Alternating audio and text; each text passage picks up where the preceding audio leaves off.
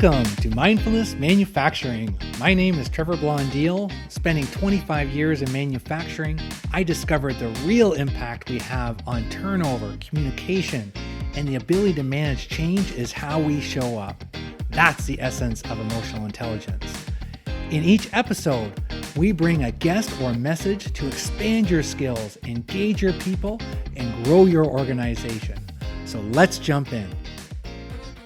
There's a lot of discussion around retention and how do we keep these employees in manufacturing. And I got thinking, man, I know someone that has worked with the same person for over 40 years. And so it's my dad that started a nursery back in the 70s, late 60s. And when I was about 5 years old, he hired a guy, Ronny Ledoux. And it was the Ziggy Blondeel nursery. And these two have been working together for over 40 years. And I thought, man, why don't I bring these guys on the show and say, Ronny, how does one person work for another person for 40 years? How did you do it? Well, when I came here, I started here in March. And like I say, you were 5 years old. And, well, I started off in the bottom. But, I was a farm boy. I came from a tobacco farm. When I started here, I knew tractors, I knew equipment, and of course, my parents were Belgium, his parents were Belgium, I speak the language, he speaks the language, and I started working here, and I got to do things that I wanted to do, and we just kept working together. And was there any point that you thought about leaving? There was one time in the summertime, and I was only here for a couple of years. I did leave for the summer, and I worked for my dad. I primed tobacco, but then in the fall, we had a little disagreement, and then I came back, and I've been here forever. And so, Dad, what have you done to keep Ronny from leaving? Like, what do you think it is about you as a leader that has kept your employees here? And you've had many employees that stayed here for a long time. I was mentored by Ronny as well growing up, so it was great to have both of you on the show here today. But what was it that you believe that you did that was maybe different from some other owners? Well, the thing is this, the reason why Ronny came is that my dad and his dad and other men there that the Belgians, they were together and they were all friends. And when he came up, I remember he came and we were in the barn and there was a young man coming there. You and your dad were in that barn. Yes. Oh, I remember and very well. He came up and Dad and I looked at one another and we say, well, he looks like a good guy and we're going to hire him. And because we have respect for him for us, like we stick together.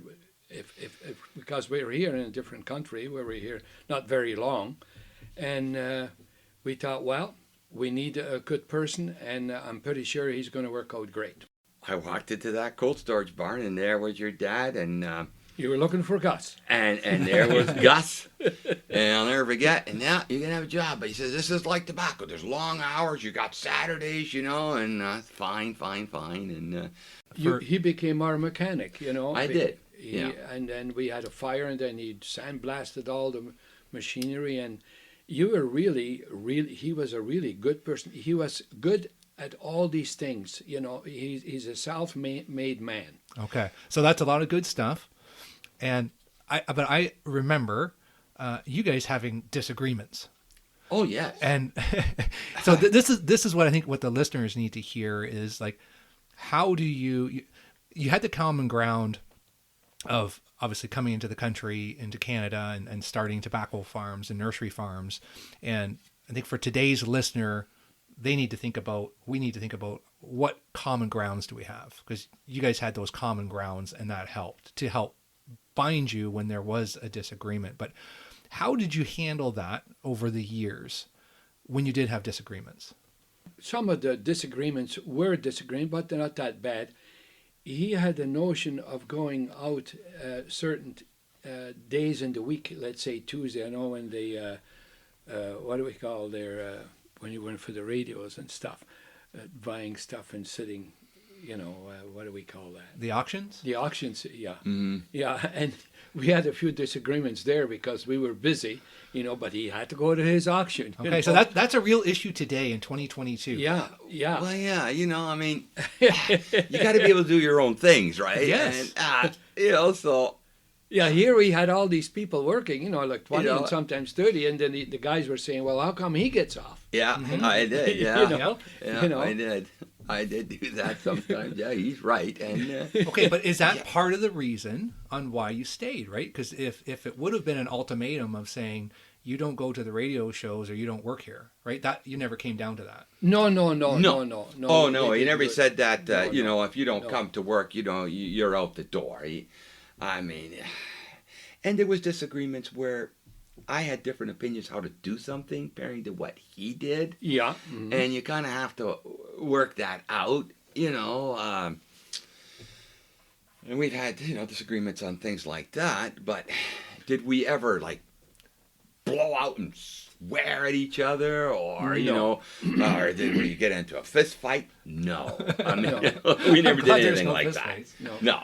But that's a big one, right? Because you had people here that were working, and when shipping is just like when we're working in manufacturing and we're behind on shipments and equipment's down, it's all hands on deck. Well, you guys went 6 to 8 weeks of non-stop like that, right? That's right. But that's a big deal because Ronny, you would leave when everybody else was still here. Mm-hmm.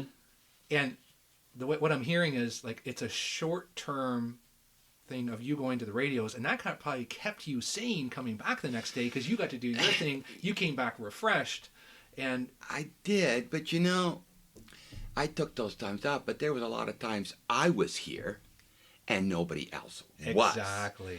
When something broke, you didn't have time to repair that at the daytime. You did things at night. Yeah, you had to do it at night. No, everybody was gone. I was still here. Mm-hmm. And there was times when we had students, and they were good, and they were really good to these students. Remember you brought them donuts? Oh yeah, yeah. We had regular people, and they went home at 5, and then we had students come in, and they'd work till 9, 10 o'clock at night, but with lights. We drove with lights. I had lights on the digger, lights on the wagons, but. Your dad was really good to them, and they were good workers. I did more with those students at nights than I sometimes did during the day with the regular crew. But they loved coming here. I mean, they got pastry, and you were nice to them. So in the long run, it really paid off. And drinks, And drinks. Yeah, they got drinks. And that's well, and of course, I ran that big digger, so I had to be here at the daytime to run it, and I had to run it at night also. Yeah, and so I like that. And this is good for manufacturing because I've talked to some companies that are like, well, no, you have to be in the office, right? Or you have to be here in these hours. But I like the fact of that, hey, you maybe went to that radio show, but then there's other times when nobody else is here and you're here. Mm-hmm. So it was the ability for you two to work that out with a long-term vision for you, Dad, right? So it's I'm going to lose him Tuesday night, but I know that he's going to be here this other time. That's right. It's got to be a give and take. Yeah. See, you got to remember, Trevor, when I took those days off, if I didn't take those days, would I ever go to a radio club meeting? I would never have to go. Yeah. Because that same year, it's the same thing yes. every year. So I'd be here 40 years, I never went nowhere. Yeah. So you just have to say, I'm going to go, and hopefully, he accepts it. And yeah, he might have been a little bit upset, but I mean, hey, it all worked out. It all worked out. I think that's a big lesson here when we talk about you got to get along. Right? And what I did too, to see how people are working, and if there was a complaint, I would say, well, I'm going to go out there and work along with them and see what's going on here. And I had the spade in my hand, and I worked along with them, loaded the wagons. I wanted, even at night with the lights on with the digger, I wanted to see what was going on. And that's the only way you can really find out if you put yourself in that same position with your people, and then you can say, well, maybe they got a real this is what I got to do. A real reason why they're complaining about this and this. Mm-hmm. Yeah. Are you still pretty good with the spade? Oh, yeah, I did some. I tell you, I've done a lot. Oh, boy. And I think, when you do that, people, if you go out there and work with them, even though you're in the office and you go out there and work with them, I think they got a lot more respect for you. Instead of calling those shots in the office and not even seeing them, by going out there and doing work with the people, that makes a big difference. Manufacturing, they call that going to the gemba. And that's kind of the Japanese lean of just going to the problem. So here you are, tree farmers in the 80s doing what manufacturing in 2022 is trying to get better at, which is when your employee says, hey, my leader's just telling me to go faster, and then all of a sudden you just got to choose the sides between your leader and your employee. But what you're saying, Dad, is that go out with them, go to the field, go to the machine, do it yourself. Stand on the machine once and see how it works. Maybe the guy's got there is a problem, but the guys don't want to. You have to be on the job to find out really what the problem is, and that's what I did, because I was saying, well, how come you only dug that many trees? You don't have a full load. Oh, well, it was because of this and this and that. I said, well, how is that possible? So then that's when I go out and see. And then I said, well, I guess you guys are right. We got a problem here. Yeah. It's wonderful. And even just talking to Dyson, and he's working in manufacturing, and that's some of the conversations I had with him, is that, well, how many parts are you supposed to make? How many trees are you supposed to dig? How many trailers are you supposed to load? How many, for you, Ronny, how many rows should we have planted? Yes. Per hour. You spend many years planting thousands of acres of trees. Yes. Mm-hmm. Yeah. So part of it comes down to clear expectations, and then go see and go with them. Mm-hmm. Yeah. Yeah. You have to put yourself into the force yourself. Go with them. Sitting in the office and figuring, oh, well, the guy told you this and this guy tells you that, but now you got two different ideas. Now you got to go out there to the spot and find out. So, got to go to the problem. So something that came up for me, and this is part of the thought of getting you two on the podcast. So when I work with manufacturing owners and leaders, we do talk a lot about values, right? And that's really why I wanted to bring you guys on. And sometimes there's leaders that are really smart in manufacturing, and then they struggle to connect to the person, where they're just going to focused on the task. They're smart, they're good people, but they're not connecting. And sometimes people say things that they don't regret, or they just don't have the right skill, so they're pushing people. They could be rude to people. I've seen people swear at other people, and it's not productive, but it's just what they do. And I got thinking, I've been in some pretty intense manufacturing situations, and I never swore at somebody. I made a lot of mistakes. I probably demanded too much. I was probably short. I've done a lot of things, but I never remember really swearing or tearing someone down. And I thought, well, but I see other people do that sometimes when they get really upset and under pressure. And I got thinking, well, why am I like that? And I thought of you two, because I don't remember. You had 40 people here in the spring and 2 shifts, but I don't remember either of you ever tearing anybody down. No, we've never done that. I was probably more of a hothead. I was probably more mad at your dad than he ever was mad at me.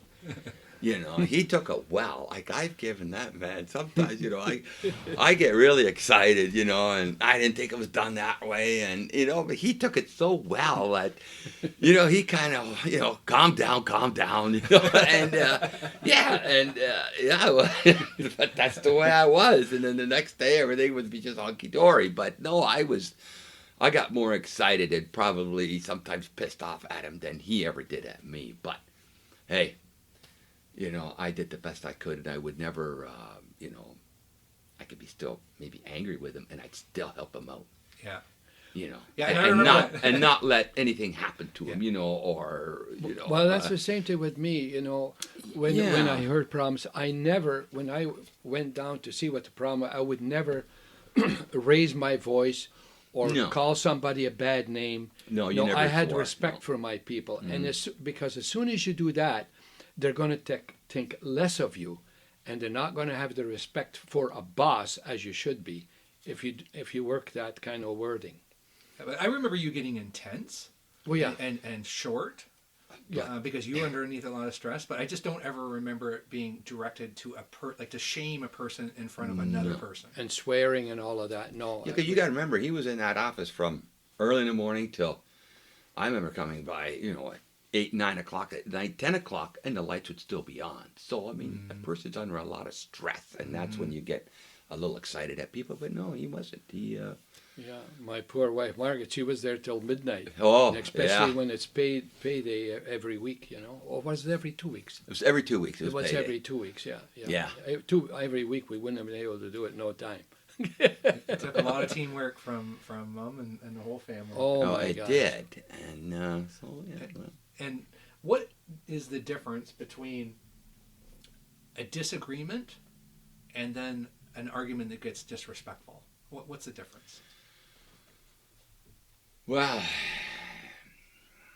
yeah, that's a good question. Well, that's my job. You mean if we have a difference of so, opinion? So you guys have had disagreements, and because Ronny, I can remember you being silent.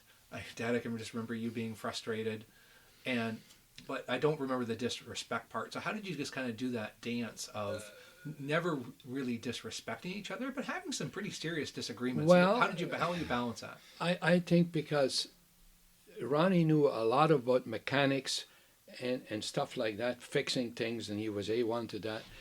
I was a gringo.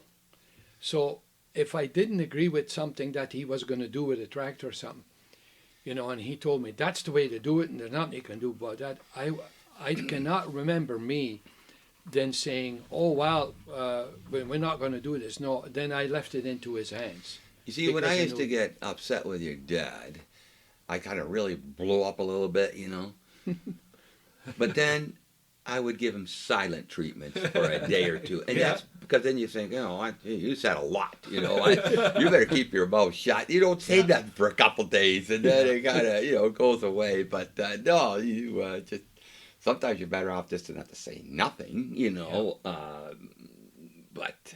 That's a good point, because some people want to fix it right away.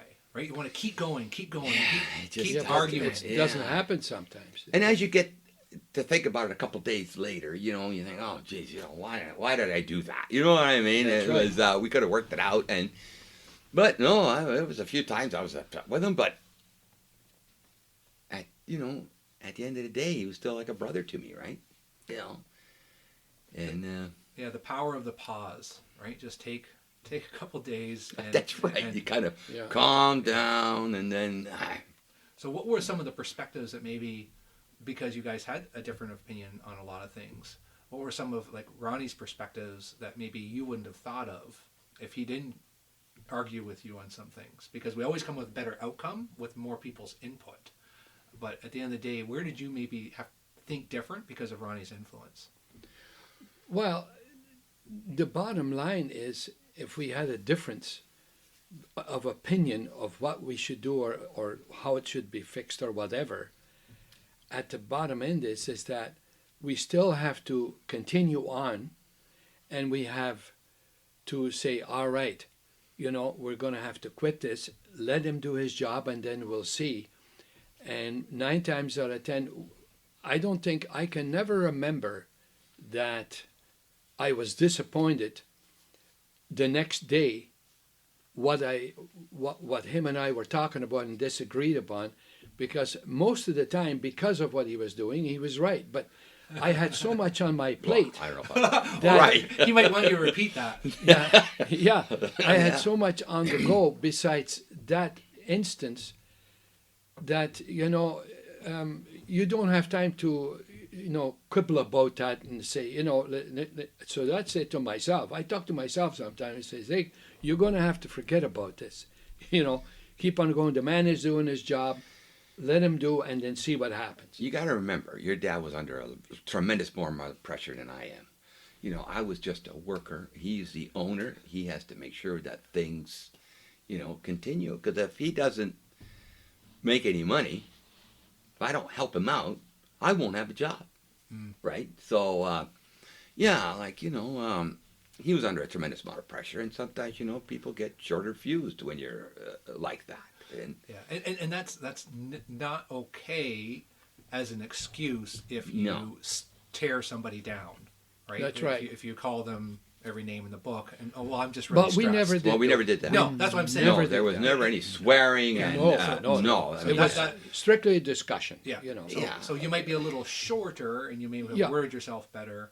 People get engaged when they have autonomy, and what you just described, Dad, is exactly when we talk about leading with emotional intelligence, is what we're talking about, right? Is like, let the person have your discussion, but you gave the autonomy to Ronny. That's right. To say that, hey, Yeah. I don't necessarily agree with everything, but I'm going to walk away because I got 20 other things to worry about. Yeah. And 9 times out of 10 is that he had the better idea anyways. And That's that's what we right. see in manufacturing. And that's why when we see people coming into the industry, it isn't about just come in and only do standard work. We want to know, like, how many trees am I expected to dig per hour? How many parts am I expected to make per hour? But at the same time, I want some freedom within there on how I'm going to do it. And it sounds like because you gave that open freedom, then Ronny, you could do it the way you want to do it.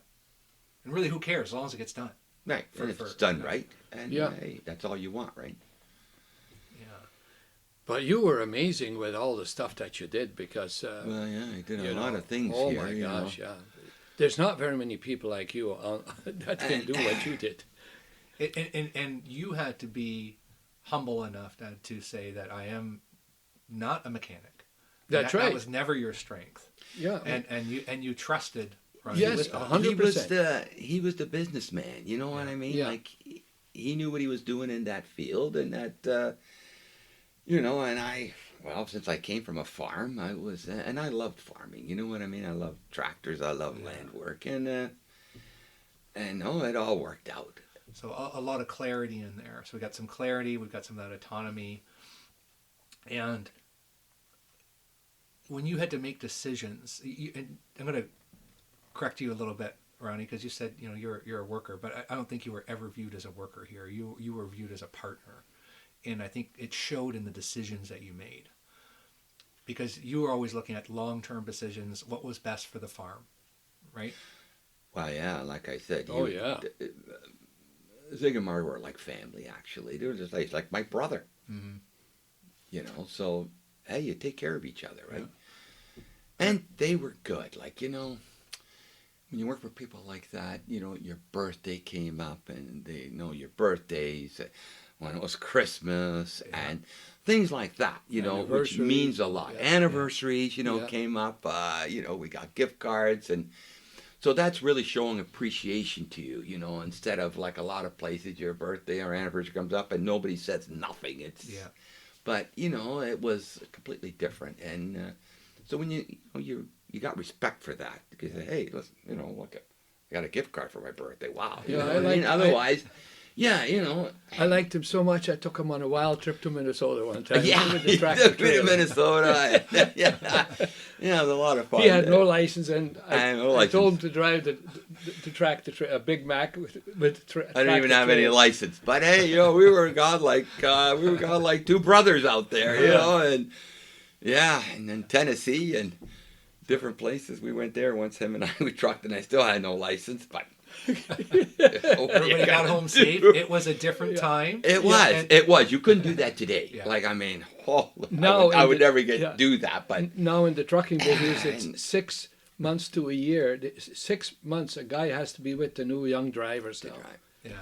Yeah. So And here, that was the late 70s, right? So Yeah. you got away with a lot more. You couldn't do that today. But hey, we did some really good bonding. What I'm hearing is, when we run into our challenges and the tougher assignments of whether it's driving on the road, hauling back potatoes so that you have something to haul back after you bring the nursery stock down, Yes. and then being overweight and selling them to a local McDonald's, which is Well, I had to get rid of story. some weight, right? to sell them. We were potting them off. But with manufacturing, we run into very difficult situations, and that is sometimes where you really do bond well together. But before you do that and you have that difficult situation, what I'm seeing with the plants that are really successful, they already know their birthdays, right? They already know how many kids they have. They already know if they have a radio night, right? Like something that's important to them, so that there's a balance. So you say, hey, they care about me, so I'm going to do certain things. And Ronny, you were just talking about, before we started, about going to buy things for the farm. And what's that story? Well, I had freedom. Like he had faith in me, you know. I went and bought things with, you know, I charged it. I didn't have to go and ask. When they gave me cash money to pay for it, I gave all their money back. Like, you know what? They had faith in me and I had faith in them. So I bought a lot of stuff. And they never questioned me and said, oh, there's only one time he did question me. Oh. Yes, you did. To find out what got questioned and see how this 40-year working relationship can tie into manufacturing, check out our next episode for part 2. Hey folks, appreciate you taking the time to join us today. If you enjoyed this episode, share it with someone. Haven't subscribed yet? Do it now. Remember, if you want results, the key is increasing your awareness of how you show up.